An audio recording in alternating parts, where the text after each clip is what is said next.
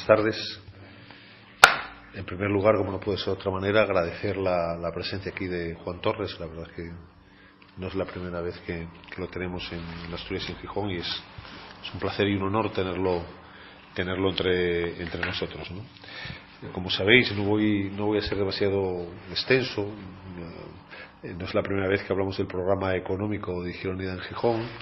Habéis escuchado una frase que no por rimbombante pretendemos que no sea más cierta, que es la necesidad de que una ciudad como Gijón lidere la recuperación económica y la lucha contra el desempleo en Asturias. Y creemos que lo puede hacer por varias condiciones, no solo porque Gijón sea la ciudad más grande, probablemente con más proyección industrial de nuestra comunidad autónoma, sino porque creemos que Gijón tiene una industria, podríamos llamar tradicional, que todavía sigue siendo fundamental en la aportación al Producto Interior Bruto, que sigue tirando además de otra industria auxiliar muy importante en términos también de participación en el PIB y de empleo. Pero sobre todo Gijón no solo es industria hoy por hoy tradicional. Gijón ha hecho un parque tecnológico que juega un papel muy importante en el I+D+I, que es el 18% del PIB de Gijón, pero que también ya es el 10% del PIB de Asturias. Por lo tanto, creemos que esa combinación entre la industria tradicional y entre la nueva industria, podríamos decir, de alguna manera, entre las nuevas tecnologías, entre el I+D+I, es fundamental, ¿no? Y creemos que ese es el camino por el que hay que avanzar. En este sentido, proponemos que en lo que eran hasta hace muy poco, los astilleros del naval, se complete con un parque tecnológico, se profundice en el I+D+I, un parque tecnológico que además creemos que debe ir ligado en este caso a las energías limpias, y además creemos que debe ir ligado a esas nuevas energías, y que lo debe hacer además de la mano de la Universidad de Oviedo, ¿no? Proponemos también en este sentido, y cara a este desarrollo de Gijón, que creemos que, insisto, no solo es un desarrollo de Gijón, que creemos que es el desarrollo económico e industrial de nuestra comunidad autónoma, creemos, insisto, que debe jugar un papel fundamental el puerto del Musel, el desarrollo y el dotar de contenido del puerto Musel. Creemos que debe jugar un papel importante la Zalia como zona de actividad logística, y por lo tanto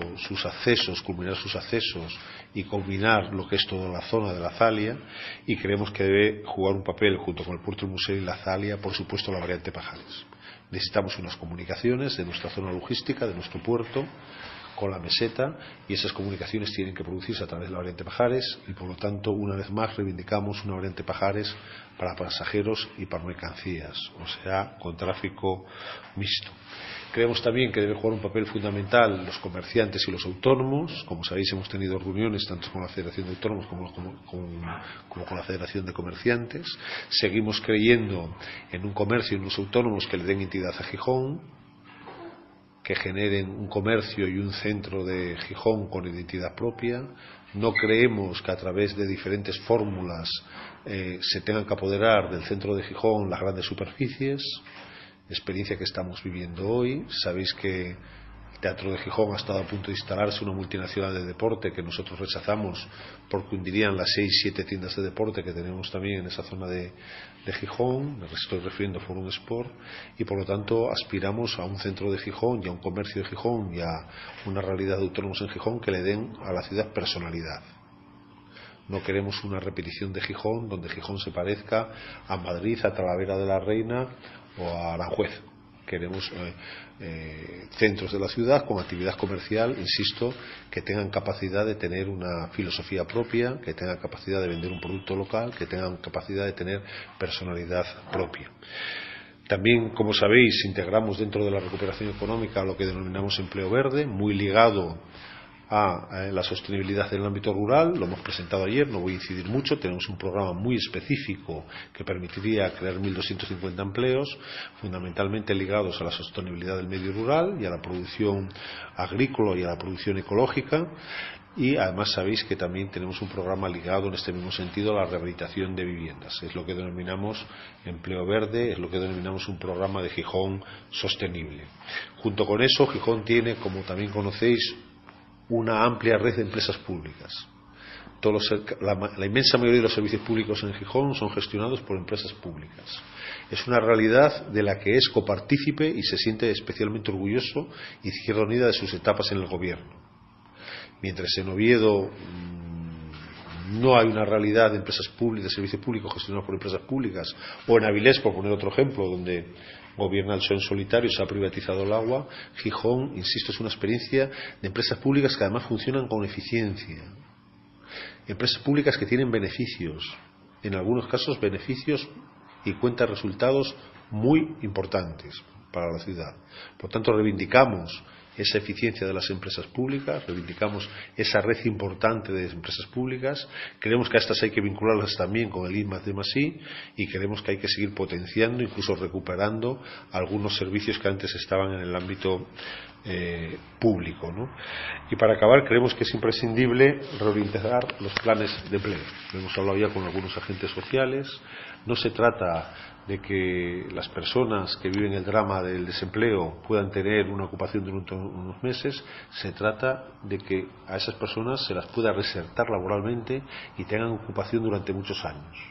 Es decir, no se trata, por lo tanto, que los planes de empleo sirvan, que a veces está bien que sirvan para eso, pero no deben servir solo para eso, para paliar una situación temporal, para paliar, para poner, por decirlo de alguna manera, una tirita, sino que creemos que deben tener vocación de insertar a los ciudadanos y a los desempleados más allá de un espacio temporal, más allá de unos meses, y para eso es necesario una reorientación de esos planes. Y además me alegro de que no sea una preocupación solo de Izquierda Unida, sino que es una preocupación en las últimas semanas que hemos podido compartir con diferentes agentes sociales,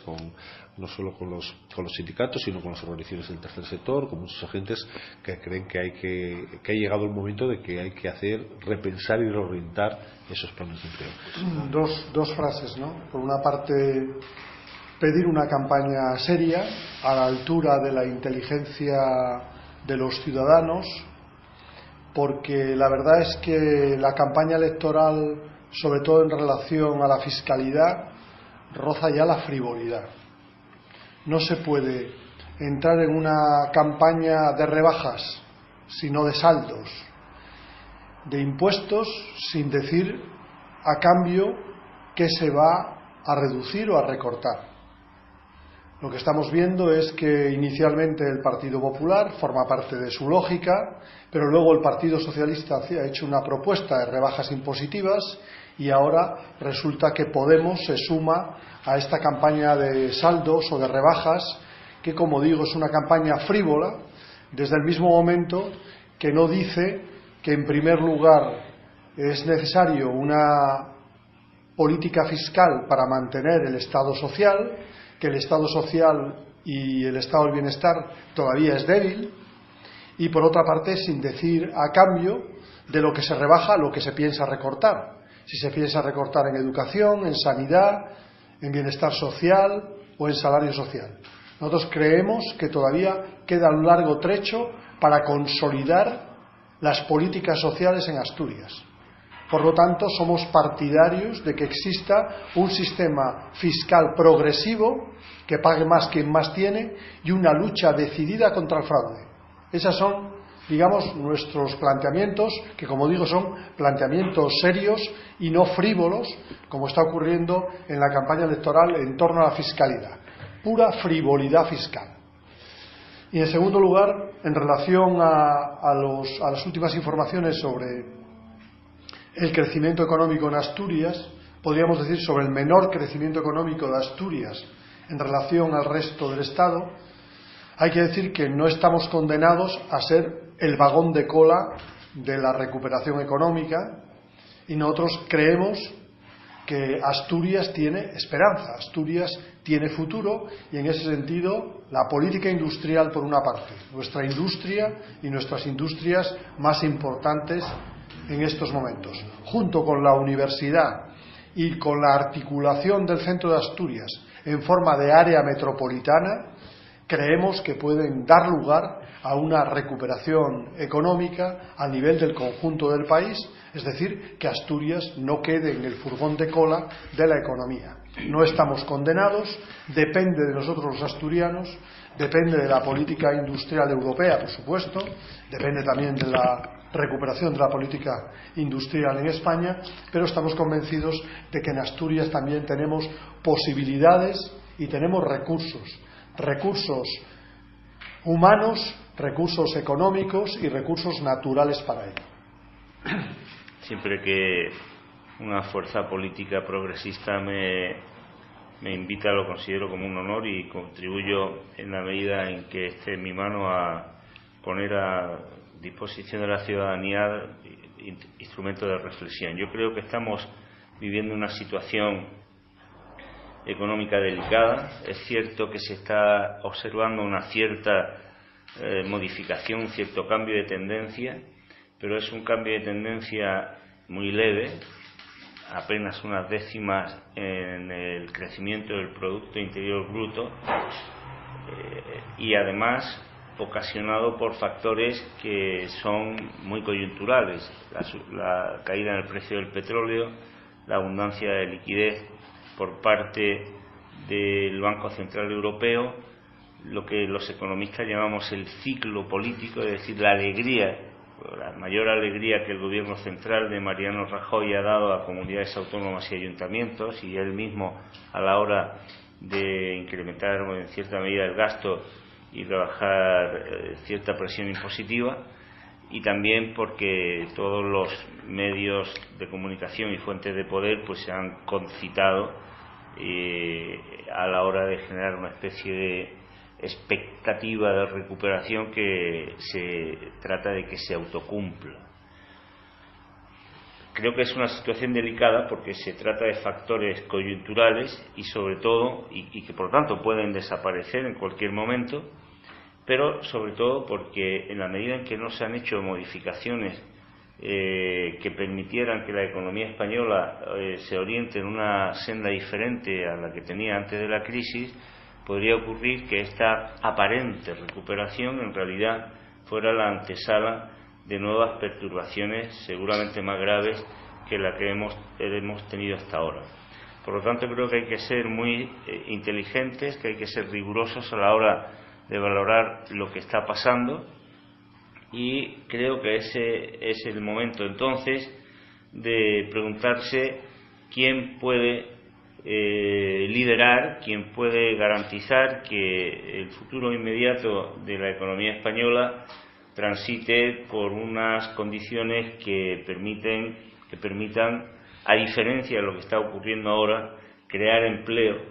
porque en el primer trimestre del año se destruyeron solo en el sector privado 145.000 empleos. Parece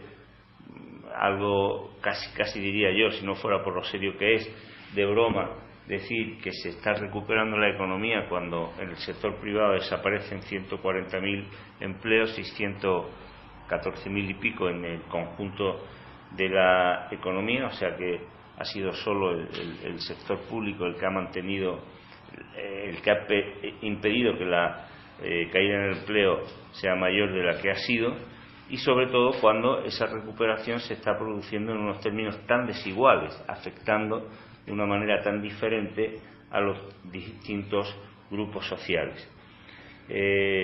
¿Quién puede liderar una situación económica que vaya por otro sentido, por un sentido de creación de empleo de calidad, de justicia, de eficacia, de eficiencia?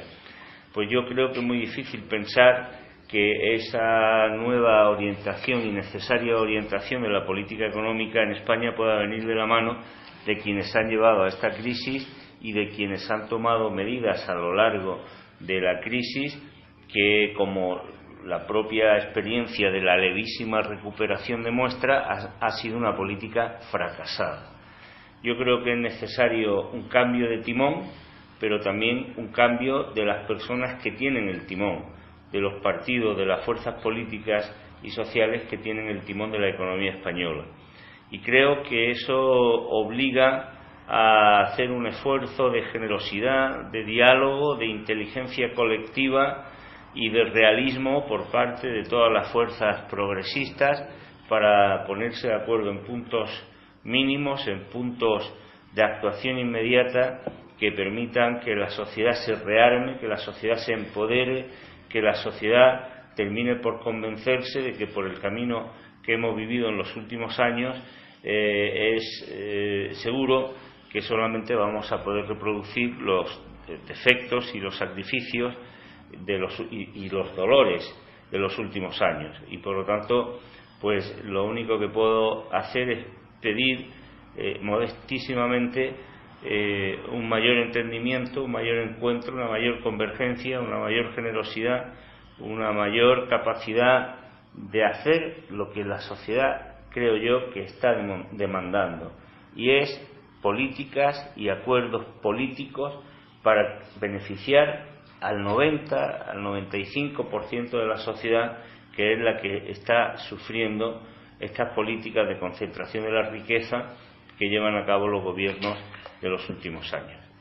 Eso es lo que modestamente pues puedo venir a decir aquí. Agradezco, como dije al principio, la invitación que se me hace y animo en este caso a Gaspar Llamazares y a sus compañeras y compañeros de candidatura pues a que trabajen en esa línea, porque es muy necesario que quienes tienen la posibilidad de estar en las instituciones y quienes están en la primera línea de la lucha política no bajen nunca la guardia ni por un segundo guarden la bandera de la convergencia, de la unidad, del encuentro lo más amplio posible entre grupos y movimientos sociales, porque esa es la clave de lograr, como digo, que se le cambie de verdad la dirección a unas políticas que están haciendo muchísimo daño a la gente. Yo creo que sería ya el momento en que los que tienen la responsabilidad de tomar decisiones de partido, de decisiones políticas, de alianzas, de acuerdos, dejen de pensar posiblemente en el interés de su propio grupo y que entiendan que lo que está ocurriendo como consecuencia de la desunión y de la falta de convergencia es algo que sobre todo hace que mucha gente llegue a sus casas cada noche con lágrimas en los ojos y sin horizonte y sin esperanza ninguna, que esté sufriendo y que no tengan más alternativa que sentirse desolados, porque aquellas personas, aquellas organizaciones, aquellos partidos que de la mano podrían contribuir a que esa situación de sufrimiento se acabe, pues están yendo cada uno por su lado.